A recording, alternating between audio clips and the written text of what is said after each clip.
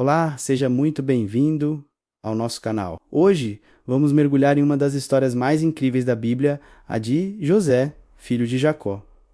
Mas não vamos apenas contar a história, vamos descobrir como a jornada de José, que viveu há milhares de anos, pode nos ensinar a lidar com os desafios mais comuns do nosso dia a dia, especialmente a inveja e a traição. E o mais importante, como podemos encontrar força para perdoar, assim como ele fez. A história de José começa em uma família grande, cheia de irmãos. Ele era o filho preferido de seu pai, Jacó, que até lhe deu uma túnica especial, toda colorida e muito bonita. Isso já era motivo para despertar um certo ciúme, não é mesmo? Pense aí na sua vida.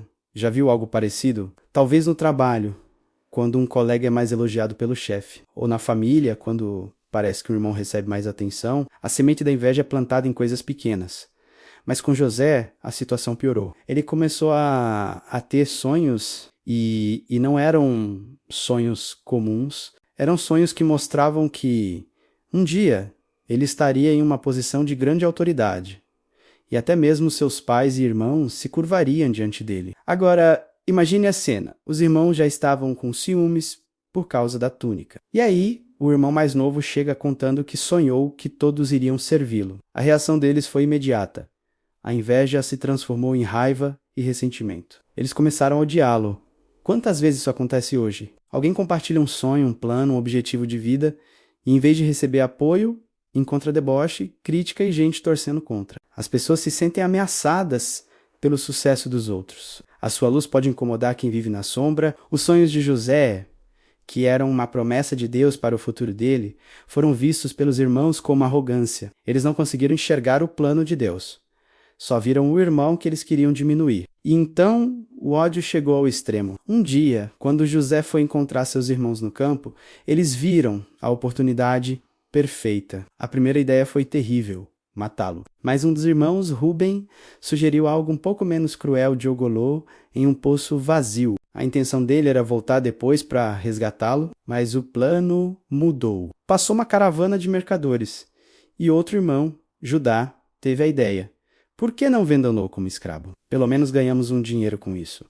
E foi o que fizeram. Venderam o próprio irmão por 20 moedas de prata. Para o pai, inventaram uma mentira cruel. Disseram que um animal selvagem o tinha matado, e até sujaram a túnica colorida com sangue de um animal para tornar a história mais convincente. Pense na dor de José. Traído, vendido e humilhado pelas pessoas que deveriam protegê-lo, sua própria família. Isso te lembra alguma situação? Talvez não tão extrema, mas quantas vezes nos sentimos traídos por amigos que espalharam fofocas? Ou por colegas de trabalho que roubaram nossas ideias para se promover? Essa dor da traição é profunda, porque vem de quem a gente confia. José foi levado para o Egito, um lugar estranho, com uma cultura diferente, sem ninguém que ele conhecesse. Ele perdeu tudo: sua família, sua liberdade, sua identidade. Ele era apenas um escravo. Mas aqui começa a grande virada na história de José. Mesmo na pior situação possível, a Bíblia diz algo poderoso: o Senhor estava com José. Em vez de se entregar à amargura, ao ódio ou à depressão, José decidiu continuar sendo fiel a Deus e a seus princípios. Ele foi comprado por um homem chamado Potifar, um oficial do faraó. E José trabalhou com tanta dedicação e honestidade que, em pouco tempo, conquistou a confiança de seu senhor. Potifar viu que tudo o que José fazia prosperava, porque Deus estava com ele. Então, ele o colocou como administrador de toda a sua casa. De escravo, José se tornou o homem de confiança de um dos homens mais importantes do Egito. Isso nos ensina uma lição valiosa. Não importa o quão injusta seja a situação em que você foi colocado, a sua atitude, sua integridade e sua fé podem transformar o seu ambiente. José poderia ter pensado: fui traído, agora vou ser o pior escravo do mundo. Não vou fazer nada direito.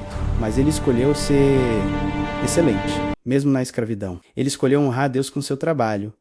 E Deus o honrou de volta. Mas os testes de José ainda não tinham acabado. A esposa de Potifar começou a se interessar por ele. Todos os dias ela tentava seduzi-lo. Mas José era firme. Ele dizia: meu senhor confia em mim. Como eu poderia fazer algo tão mau e pecar contra Deus. Ele não estava apenas preocupado em trair a confiança de seu chefe humano, mas principalmente em não desapontar a Deus. A integridade de José era inabalável. Um dia, ela o agarrou e tentou forçá-lo. José fugiu, mas deixou seu manto para trás. Humilhada e com raiva, a esposa de Potifar usou o manto como prova e o acusou falsamente de tentar atacá-la. E o que aconteceu? Potifar, furioso, mandou José para a prisão. Pense nisso. Depois de ser traído pelos irmãos, ele é fiel, trabalha duro, resiste à tentação e, como recompensa, é jogado na cadeia por um crime que não cometeu. Mais uma vez, uma injustiça terrível. Parece familiar às vezes. Você faz tudo certo. Você é honesto, trabalhador, fiel aos seus valores. E mesmo assim, as coisas dão errado. Você é mal interpretado, acusado injustamente e parece que fazer o certo não valeu a pena. É nesse momento que a fé é mais testada. Na prisão, José poderia ter desistido de Deus de vez. Ele poderia ter dito, chega, de que adianta ser fiel? Mas novamente a Bíblia nos diz, o Senhor estava com José. Mesmo na prisão, a presença de Deus não o abandonou. O carcereiro logo percebeu que José era diferente e colocou-o no comando de todos os outros prisioneiros. Mais uma vez, a integridade e a capacidade de José brilharam, mesmo no lugar mais sombrio. Ele transformou a prisão em um lugar de propósito. Foi na prisão que seu dom de interpretar sonhos voltou a ser usado. Ele interpretou corretamente os sonhos de 2 servos do faraó que estavam presos com ele, o padeiro-chefe e o copeiro-chefe. Ao copeiro, José previu que ele seria restaurado ao seu cargo e pediu, quando tudo estiver bem com você, por favor, lembre-se de mim e me tire daqui. O sonho se cumpriu, o copeiro voltou a servir o faraó, mas ele se esqueceu de José. Por mais 2 anos, José ficou esquecido na prisão. Mais uma decepção, mais uma promessa quebrada. Quantas vezes esperamos a ajuda de alguém que prometeu nos apoiar e essa pessoa simplesmente nos esquece? É mais um golpe na nossa esperança. Mas o tempo de Deus é diferente do nosso. Aqueles 2 anos não foram perdidos. Foram anos de preparação. Até que um dia, o próprio faraó teve 2 sonhos perturbadores, que ninguém no Egito conseguia interpretar. Foi aí que o copeiro finalmente se lembrou do jovem hebreu que estava na prisão. José foi chamado às pressas. Diante do homem mais poderoso do mundo, José não tomou o crédito para si. Ele disse, não está em mim. Deus é que dará a Faraó uma resposta de paz. José interpretou os sonhos. Viriam 7 anos de grande fartura, seguidos por 7 anos de uma fome terrível. E ele não parou por aí. Ele deu o conselho. Faraó deveria escolher um homem sábio para administrar o Egito, guardar comida durante os anos de fartura, para que o povo não morresse de fome depois. O faraó ficou tão impressionado com a sabedoria de José que disse, acharíamos porventura homem como este, em quem haja o Espírito de Deus? E ali mesmo, ele nomeou José como governador de todo o Egito. Aquele jovem que foi vendido como escravo, que foi acusado injustamente e esquecido na prisão, agora era o 2º homem mais poderoso do império. O sonho da sua juventude estava se cumprindo, mas de uma forma que ele nunca poderia ter imaginado. Tudo o que José passou, menos a traição. A escravidão, a falsa acusação, o esquecimento, tudo foi usado por Deus para colocá-lo exatamente onde ele precisava estar. Na hora certa, para salvar não apenas o Egito, mas também sua própria família. Então, o grande momento do reencontro chegou. A fome atingiu todas as terras, inclusive a terra de Canaã, onde a família de José vivia. Jacó mandou seus filhos ao Egito para comprar comida. E para quem eles tiveram que pedir? Para José, o governador. Eles não o reconheceram, mas José os reconheceu imediatamente.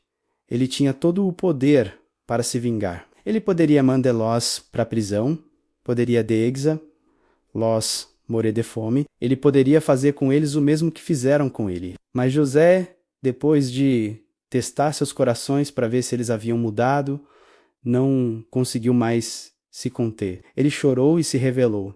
Eu sou José, seu irmão, a quem vocês venderam para o Egito. Imagine o choque, o medo dos irmãos. Eles pensaram que aquele era o fim. Mas as palavras de José foram das mais poderosas de toda a Bíblia. Ele disse, não fiquem tristes nem se culpem por terem me vendido para cá. pois foi para salvar vidas que Deus me enviou adiante de vocês. Vocês intentaram um mal contra mim, porém Deus o transformou em bem, para fazer o que se vê neste dia, salvar a vida de muita gente. Aqui está o ápice da história. José não minimizou o mal que eles fizeram. Ele reconheceu a intenção deles, vocês intentaram o mal, mas ele conseguiu enxergar a mão soberana de Deus por trás de tudo. Ele entendeu que cada sofrimento, cada injustiça, cada lágrima foi parte de um plano maior. E por causa dessa perspectiva, ele foi capaz de perdoar. Não um perdão superficial, mas um perdão genuíno, que restaura relacionamentos. Ele trouxe toda a sua família para o Egito e cuidou deles. A história de José nos desafia hoje. Talvez você tenha sido traído, humilhado, injustiçado, talvez você carregue o peso da inveja e do ressentimento de outras pessoas. É fácil se prender à amargura e ao desejo de vingança, mas a jornada de José nos mostra um caminho diferente, o caminho de confiar que, mesmo quando as pessoas têm as piores intenções, Deus pode usar tudo para o bem. Ele pode transformar a dor em propósito, a rejeição em exaltação. O perdão não é dizer que o que fizeram com você foi certo. É libertar a si mesmo do peso do ódio. É entregar a justiça nas mãos de Deus e confiar que Ele está escrevendo uma história maior com a sua vida. Assim como José, podemos escolher ter um coração que, apesar das feridas, se rende a Deus. E é nesse lugar de rendição que encontramos a força para perdoar e a clareza para ver o propósito de Deus em meio ao caos. Pense na sua história. Onde você precisa aplicar a lição de José? Onde você precisa trocar a amargura pela fé e o desejo de vingança pela graça do perdão? Lembre-se, o mesmo Deus que esteve com José na cova, na casa de Potifar e na prisão, é o Deus que está com você hoje, em cada um dos seus desafios. Confie no plano dele. Obrigado por assistir. Se essa mensagem tocou o seu coração, deixe seu like, compartilhe com alguém que precisa ouvir isso e se inscreva no canal para mais reflexões como esta. Fique com Deus e até a próxima.